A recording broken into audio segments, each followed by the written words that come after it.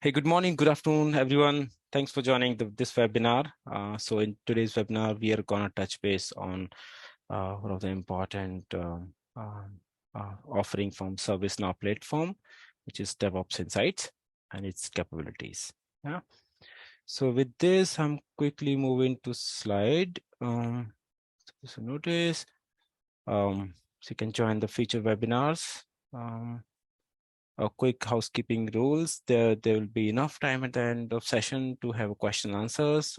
In the meantime, you can keep typing your questions in the chat window. One of my colleagues can pick the questions and keep answering your question in between. With this, safety reminder. So two aspects of the safety reminder slide is one is the human safety. So in case if you're listening this webinar or join this webinar while driving or riding, I would recommend to drop off from the call, and this is not something recommended, so it's not something for human safety. There will be recordings available, can be shared over the email to look into later on. Another reminder on the cybersecurity. So ServiceNow is a cloud platform. So as a part of cloud environment, there are some distinguished responsibilities between customer and the platform provider.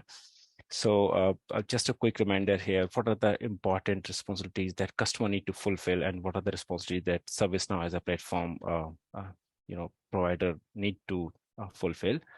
So just keeping the cybersecurity is on priority. So with this safety slide, I will move into the one of the problem that we often see in our organization or day-to-day work life is a lot of challenges experienced by our dev team, our resources. So you can see here, usually we keep hearing this from our development team, it's a big cycle of change. One change really takes 2 to 3 weeks and all those sort of things. So this is where DevOps basically comes to the process to expedite the processes, to cut down the non-important activities and deliver quickly, by keeping the quality in mind. So this is what the problem, something faced by our dev team usually. If I move to the next slide, which is talking about the problems individual roles face into the day-to-day operations or day-to-day work life. So if we see the developer, so what developer thinks that they usually spend too much time on admin tasks. Their leadership team, they will bring into the all developers into meeting room and keep asking the status on the various different activities, so which is kind of a developer thing that it's not a good use of their time. Similarly, change managers often complain about the lot of increasing number of changes, and those are the practical problems that our teams face in day-to-day operations. Similarly, if you see the VP level leadership guys, they feel a lot of issues with visibility, lack of transparency. Ops guys, they keep complaining of how teams they are implementing changes. They they don't show the good enough confidence over there. And similarly for governance officer, considering governance on top priority, they also want to make sure that all the changes they are following the compliance. So those are the general problems our team members they face, whether they are in different roles. And this is where DevOps basically comes into picture to help them all those roles, into their individual problems. So with this, quick information about myself as a speaker. Myself, Jeetu Chauhan. I'm part of product success management team here in ServiceNow. Having a great experience in different industries. I worked in oil and gas, aerospace domain prior to ServiceNow, and currently managing a couple of product within ServiceNow portfolio. So with this, quickly move into the agenda for today's session. We are going to touch base on the introduction of ServiceNow DevOps capability. Then we'll touch base on the insights, and that is why we are here. I will walk you through the DORA Metrics, which is one of the industry recognized metrics to track the team performance. and the overall dev team performance. Basically, I'm going to touch base on the flow metrics. Then I will take good amount of time to run through on the demo. So I'm going to present what is the DevOps ServiceNow DevOps Insights offerings. We'll take questions at the end, but don't wait for the question answers. If you have questions, keep writing in the chat window. Yeah. With this, moving to next slide. So we talk about a couple of role-based problems, and this is what the solution we have here is. So if we really follow the DevOps mechanism, then these are the a couple of the problems that we can overcome for each individual roles. By following the DevOps methodology, developers they feels that they stop spending time into the admin task. Change managers they have a good view to handle the large changes. Leadership they will also have a good visibility because a lot of reports are there, a lot of information flowing to system. Ops team and governance team as well, you have a more confidence while doing the changes. It will not break their production environment. Team is following the standard to avoid any kind of compliance issues. So this is what the solution of all those problems for individual role. If I quickly move into the ServiceNow offering as part of DevOps. So this is where ServiceNow exists. ServiceNow DevOps is having a capability to integrate with different industry standard tools, whether it's a GitHub or Jira, Jenkins, whether it's a testing tool, Selenium.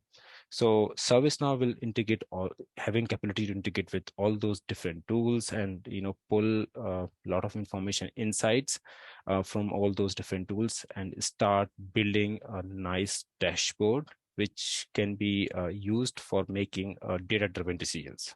Yeah, and this is something we call as a ServiceNow DevOps Insights. Not only ServiceNow is having capability to integrate with tool, it is having capability to pull the various different information point at various stages of the pipeline. So if you see, at the planning, we have a couple of tools where ServiceNow can integrate. Similarly, coding or at an orchestration level. So tool is having capability to integrate with different industry standard to pull the data at each stage of the pipeline and show them on a nice meaningful dashboard. So with this, I'll move to next slide, which is about the DevOps Insights offering from ServiceNow. This is what the dashboard look like. I will walk you through against all these different tabs, how we can use, how they can help you to make decisions during the day-to-day changes or day-to-day work life. So I'm going to touch base. I'm not going to touch base details here. Probably while I will go for a demo, I will explain the meaning of each and every tab. With this, I move on to the one of the industry recognized metrics called DORA Metrics. So this is something come up as part of one of the initiatives from Google and Puppet. So their research team they put together, and then they come up on an agreement. What are the important metrics to track the team performance, basically, in the DevOps world. If you can see, there is a dedicated book available here. If you have time, you can read it over there. But if you see in summary, they recommend to have 4 important key metrics, to track, so that leadership team they can understand where are we going, how our teams are performing, basically, into the dev operations. Yeah, so those are the definitions of all those 4 different metrics: deployment frequency, lead time for changes, time to restore services, change failure rate. And if you see, we have a category as well. If team is performing light, then this is what the metrics look like for each. This is what the result that we are expecting from against each metric point. High and medium and low. Similarly, so ServiceNow DevOps Insight do support DORA metrics. So we do have all those 4 important metrics as part of our dashboard. Along with these 4, there are a couple of additional metrics which will touch base as part of demo today. Yeah. So let's move to next slide. There is one of the important metrics I would like to highlight before going further is about the flow metrics. So basically, flow metrics will tell you about how the work is flowing into your day-to-day environment. It's important metrics to understand how team is performing, how work is moving against the plan. So there's a book is also published on for this on this particular matrix, written by Dr. Meg Keston. Something is good to refer in future. But if this is what a screenshot from this matrix from ServiceNow DevOps, a lot of various different parameters we do take care, we do compare in terms of flow metrics support. So we'll touch base all those metric point in our demo session today. With this, quickly move on to how basically DORA metrics and flow metrics they are contributing to the ops stability or stability of your application, stability of your product on the production environment. So basically, both the metrics they come together and they will give good data points around how applications are performing, what are the pattern of changes, how many changes they are leading towards a high number of incidents. So all those sort of information basically helps ops team to make a good decision in terms of what kind of quality our team is delivering on production. Yeah, because their important goal for ops team is to keep the production environment operational always. Keep this running for customers. So this is where DORA and flow metrics they are helping ops team to run through the system. We will touch base all the three metrics in our demo session. Yeah. So with this, I quickly move on to the next slide, which is demo. I think we can straightforward go. I hope I'm still sharing my desktop. So not sure if how many of you are familiar about this particular view, but if you log into ServiceNow, open a DevOps change workspace, and if you see there's a tab here called Insights. So this is how you can navigate into this dashboard. So if you can see here, we have a lot of different options available here, a lot of different important metrics.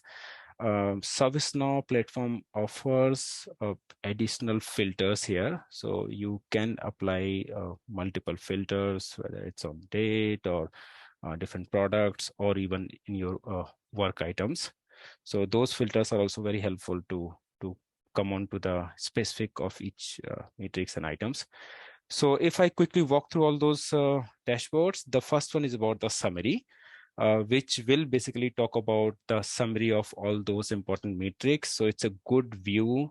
If someone want to quickly scan how my matrix is doing, how my team is doing, if someone don't want to go into detail against each and every tab. So this is what the summary view is a good way to come up there. You can quickly scan important metrics and say if you need to go into deep dive against all those different items. So if we see here, the first metric is about the average WIP cycle, which is nothing but the work in process cycle. So it talk about how many days each work item is taking before moving to completion. So of course, if you refer the standard, then team always they want to minimize the WIP or work in process activities because those are the items not very productive for the end users. So basically, teams expectation is to always keep the cycle very slow so that we can quickly move our changes on production. Or, our users they can start using as soon as possible. The other important metrics about the average lead time. So basically, this is something we're talking about how much time it takes to move changes on production. So if we see, we have though this is dummy data, but it is good to see. We have half a day to take a deployment on production, which is quite okay, but can be improved for the high moving organizations where people they want to deploy changes so fast. Another metric is about the deployment frequency. So basically, this is about talking about how frequently we are deploying our changes on production. Yeah, how many changes we deployed in last 30 days. Good number, though this is dummy, but it totally depends on the organization. What is their expectations? How fast they want to move it. Average test pass percentage will give you enough information.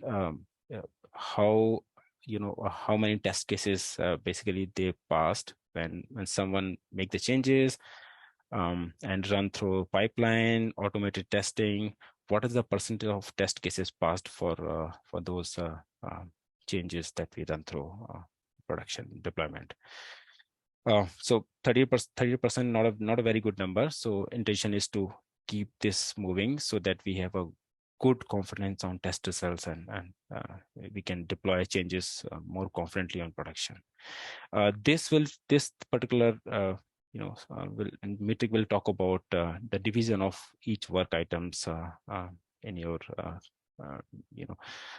total work or changes that we are doing. So you can see the bifurcation of different work items type, how many epics we deployed, how many story points we deployed, how many bugs our team they fixed and deployed in production. So it's a good matrix to see the bifurcation here. There is another matrix here down, which will talk about the applications and various different parameters against those applications, DevOps applications. There is no data as of now, but it's a good view to see the data. So with summary view, I will quickly move into one of the important metrics, flow matrix that we talked earlier. So 4 different graphs, lot of 4 different metrics available here. If I quickly touch base the average flow time, this is what the time takes to move a change from commit to deployment. 37.9 days, not a very good matrix. There are chances to improve. Average WIP cycle time, as I mentioned, intention is to keep the work in process cycle time as low as possible, so that our team, they can push the changes on production as quickly as possible, and those changes can be used by customers or users on the production environment. WIP count is number of changes in the work in process, so keep this one low as much as possible. Because those are the changes or work items, not something useful for the users as of now. Work items completed, it's a good number to see how many work items we have, our team completed in the completed stage in last 30 days. So those are the 4 important metrics. If I quickly touch base on those graphs, the first one is talking about the average work item cycle time. So basically, how many days each work item is spending in different stages. If we see a couple of items, they spend a good amount of time in planning. If I show you this particular graph, so teams, they spend a good amount of time planning those changes. So there is a opportunity to improve on execution as well, so that we can have a good improvement over complete work items as well. Similarly, throughput and distribution will give us an idea, against each work item, how many work items we are deploying on production. So if we see here, it is clearly indicating a lot of bugs we deployed here compared to stories or the new changes or epics or features. So basically, it seems like team was highly focused on the bug fixing during this particular time period. So it's a good view to differentiate what kind of work items are on priority for the team, and accordingly you can make a decision. Average plan to deploy time, flow time, is how much time each type of work item is taking from creation stage to the deployment. So if you can see here, if you see here, story, a lot of tasks here, they takes time, so 73 days in average. So definitely there is an opportunity to improve further, so that we can deliver, our team can start focusing on task deliveries or feature deliveries time. So work in process will give you the differentiation against each work item type, how many days basically bugs are spending to stay in a WIP state. which is of course a non-productive time span. So it's a good indication that tasks they really waited along in WIP state here. So there are opportunity to improve further to reduce the work in process progress time for task actively at least. So this is what the flow matrix is. If I and of course as I mentioned earlier, there are a lot of options to apply filters as well in future. If I quickly show you the data from last month, though it's a dummy data. But yeah, this is how we can apply filter, and we can use those different filters that we available here: application type or repository, services, your business applications, even the type of work items. Yeah. So with this, move on to the next step, which is about the change acceleration, which is really one of the favorite area for change management team, compliance team. So this basically we have 6 or 8 different graphs, and I will explain you the importance of all those graphs as well. If you quickly touch base the first one, DevOps change volume. So it is giving me indication how my change volume basically going up or down. How if I'm getting too many changes, say first week of month, then I can have a good plan to handle those changes. So it's basically indicating the workload of in terms of change management. Yeah. Time to close changes, basically it's an indication that how much time change is taking to move into the close stage. So how much time each change is taking to move on production. So it's again a good indicator, basically how we are deploying our changes for the change management team. If you see the automatic versus manual changes, these are the important metrics in terms of track your automation. It's really a good way to understand how automation is something adopted by our team. If this particular metrics will give a good indication, at what percentage we are using DevOps automatic change feature utilization versus creating a change manual. Yeah, as I mentioned earlier, right? So change managers, they come up with a lot of changes suddenly. So there is a feature available within ServiceNow DevOps where we can automate the change approval process. And if team they move on the automation of those changes, then this is what the metrics will give you the enough insights how our team is adopting manual changes versus automatic changes. Change waiting for approval, it's a good indication how many changes they were in the approval, waiting for approval, basically. So if you see here, starting of the month, not many changes, but if we see the December, and there were a lot of changes waiting for approvals. So it's a good indication of the how quickly we are approving our changes, basically. If I quickly go down, so as I mentioned earlier, though ServiceNow do offer automation of change management, and if you see these two metrics, they are talking about those automation items. So there are certain policies, certain conditions. If we set up all those conditions in system in the platform, then ServiceNow is having capability to make a decision on the behalf of change management team whether the particular change can be approved automatically or need a manual intervention. So based on those certain cases, conditions,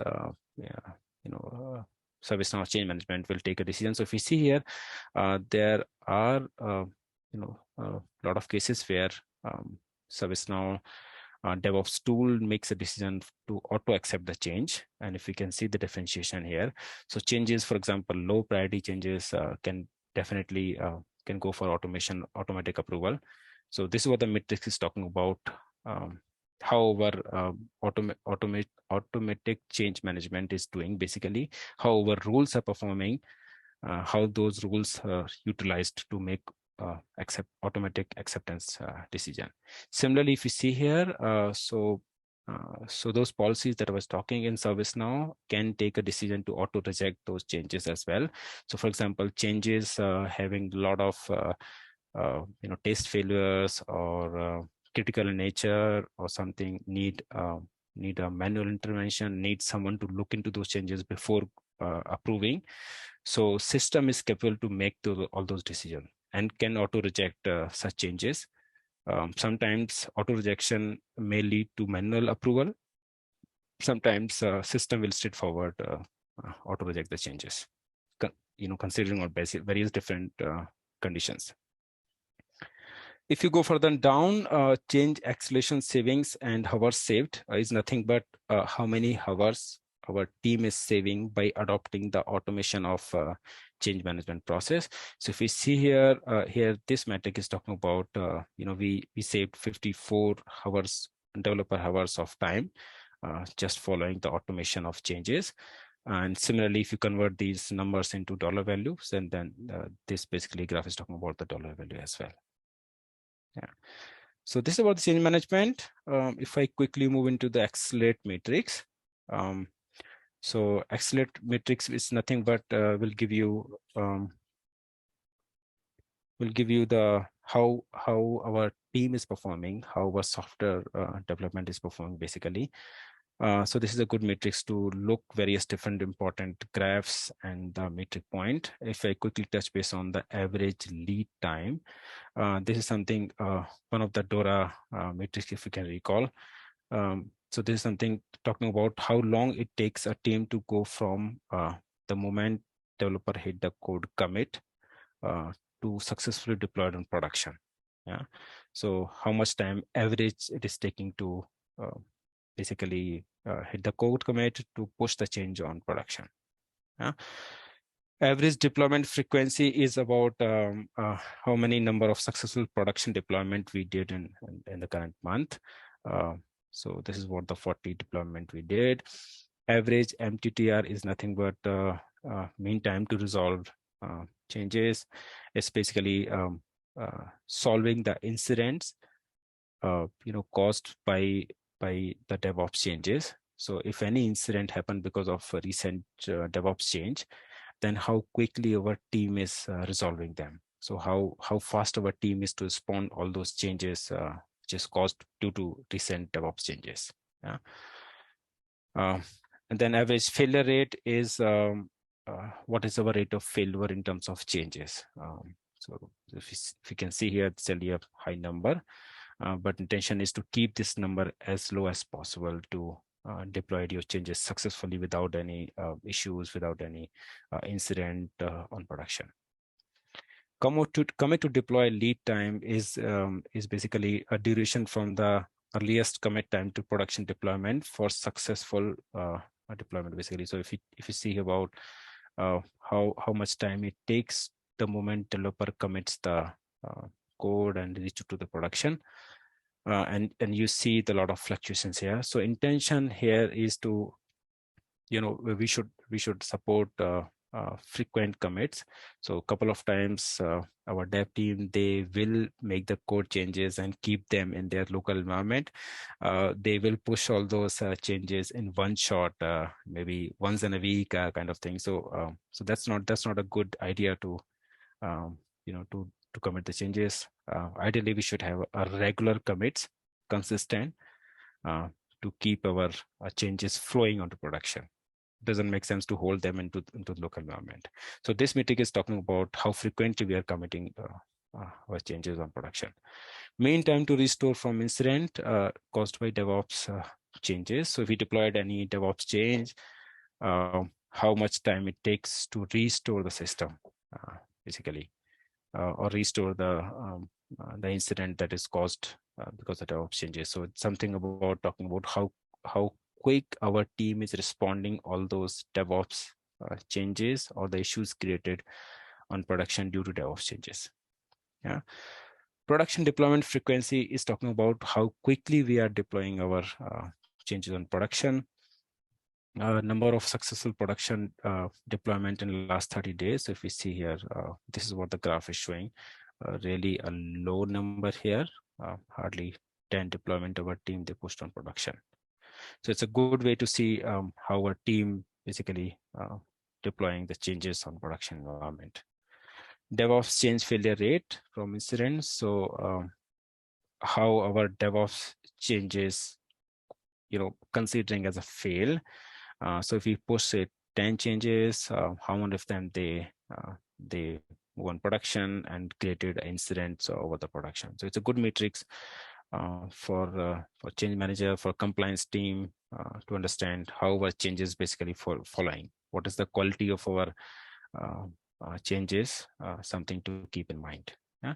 So with this, I quickly move on to quality metrics and development. Follow up with this one.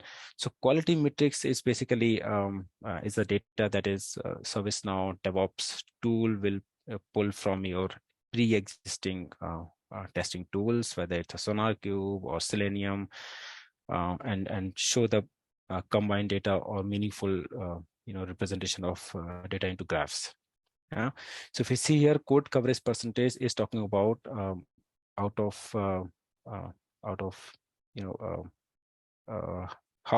what percentage of our code is covered as part of automation of testing.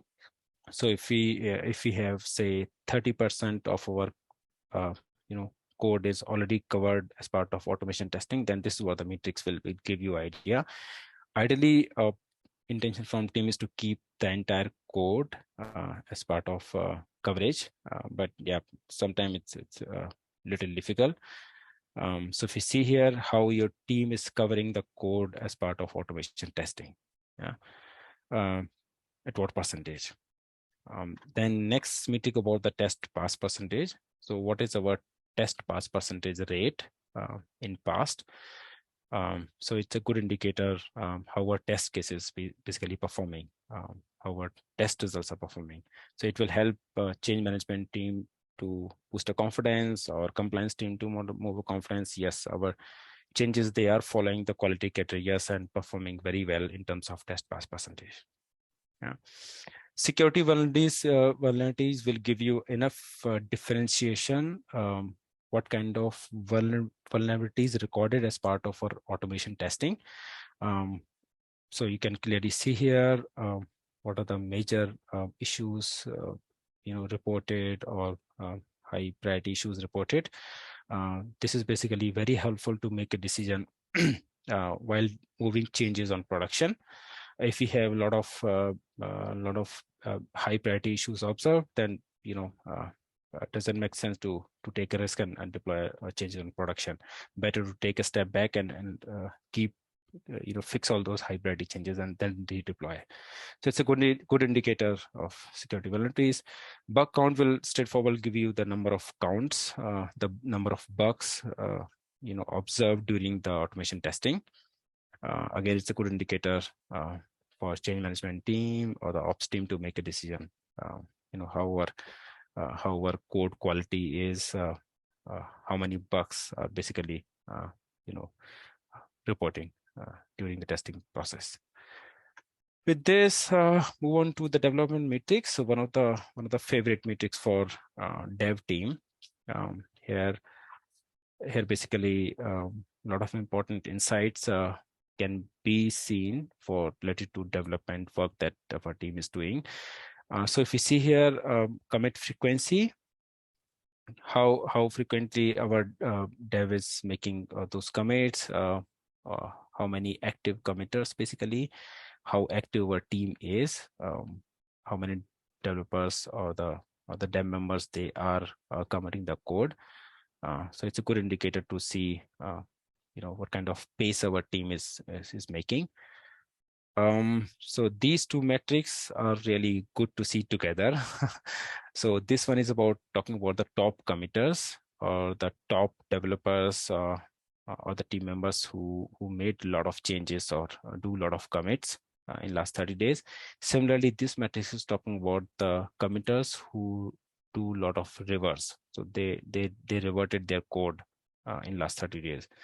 So the testing aspect here to see is, if you observe a couple of names are very common in top committers list as well as reverters list. So for example, this Aline Morton, even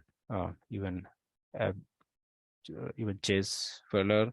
So basically it's a good matrix if you combine together. to understand how our team is making commits and how frequently they are rolling back all those changes. Yeah. So sometimes, teams, they will make changes and they revert it back later on. So it's a good indicator, why we have so many commits and why we have so many reverts against those commits.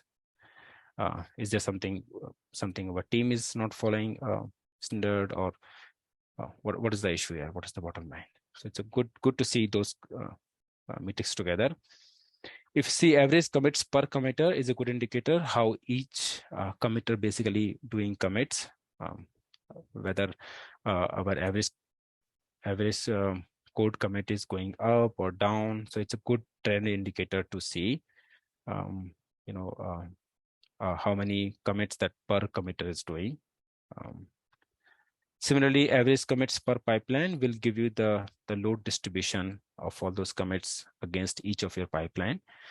So it's a good indicator, against which pipeline is something you're getting the most commits or highly utilized. So it's a good indicator to see the utilization of all those pipelines that you have in your code. Commits without work items. So this metric is talking about the sanity of the code or the standard that our dev team is following up. Sometimes, development team, they make changes without knowing what is the cause, what is the value behind this change.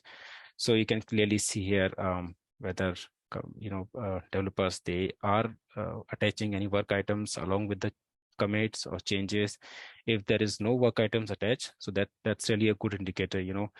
Either developer doesn't know what changes they are going to make, how it is going to helpful for the tool or customers, or they are not following the sanity checks basically. So intention is to attach at least work items against each commit to understand why developer made this commit against a code. Now, pipeline pass percentage will give you how our each pipeline is doing in terms of successfully delivered the deployment on production. So it's a good indicator if certain pipelines they are following a lot of issues or unsuccessful deployment. So good to see what is wrong against those pipelines. So it's a good data to see. If I quickly move into the last metrics, which is about operational stability, this is one of the favorite metrics for ops team. Definitely because they are responsible to keep the system running on production. They're responsible to about the stability of the system.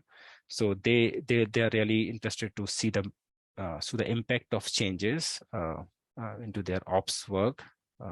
So if you see here a couple of metrics, important metrics here. Number of incidents. If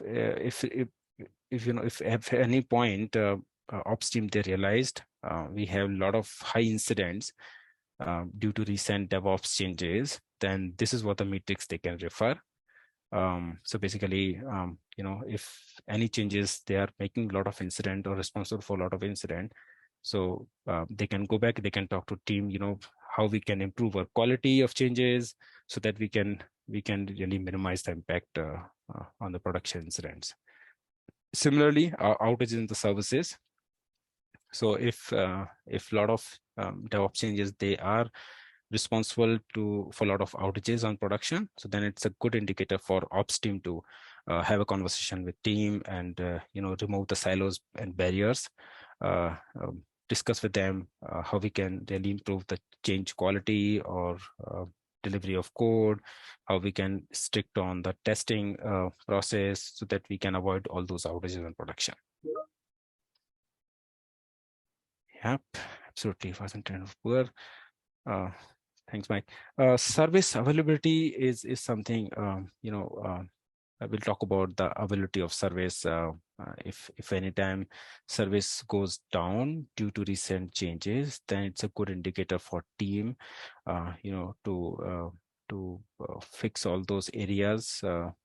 Those are responsible for making our services down, or at least making our production environments down. So this is one of the important metrics for ops team to look into this. And so basically, if you see all those combined metrics will help ultimately ops team together to understand what kind of changes our team is doing, how we can really improve the quality or the standard to avoid all those production incidents and changes. Yeah. So this is what the overall DevOps Insight availability is. I'm not sure if you have more questions. So I'm sure Mike must be responding all those questions in parallel.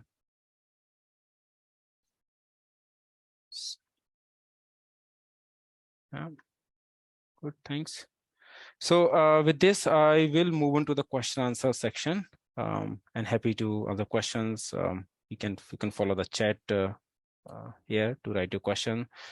If you guys want to know more about those metrics, if you're interested in different aspect to learning about the DevOps offering from ServiceNow, you can type your requirements here. Probably our team, they can touch base, to either organize a separate sessions for you or offering you, more content or more helping hand in terms of to improve the adaptability of ServiceNow offering DevOps Insights.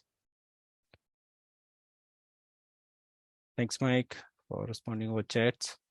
No worries. If anyone has any other questions, Yes, happy to take them now. Or as G2 mentioned, if you would like any more info on DevOps, what G2 has shown is just one of the parts of DevOps, which is the insights part. But there's a lot of other components to DevOps for accelerating change and detecting and validating and preventing configuration issues from reaching production. We're happy to give more details or provide a demo. So yeah, let us know if you're interested in any of that. Yeah.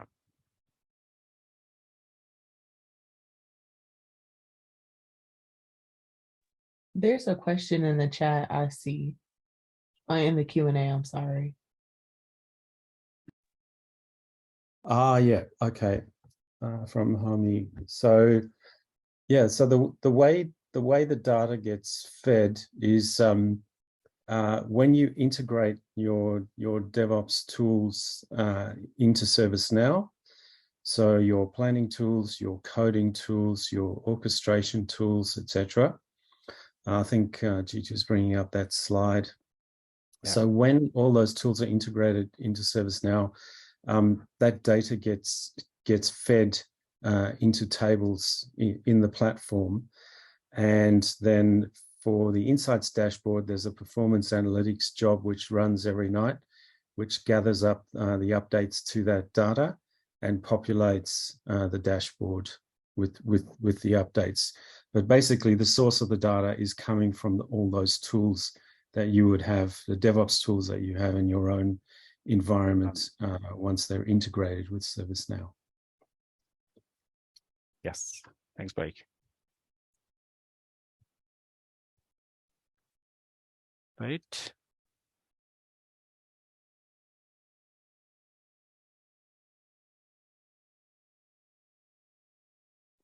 Any other questions?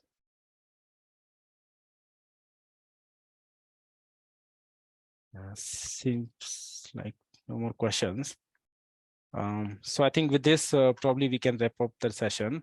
It was definitely a good one, and feel free to drop us an email, respond the surveys, the post-event surveys. If you want to know more about DevOps offering from ServiceNow, how your teams can touch base with the ServiceNow teams to offer more help. So yeah, with this note, I think we can conclude the session. Thanks once again for everyone. Have a wonderful day. Bye-bye.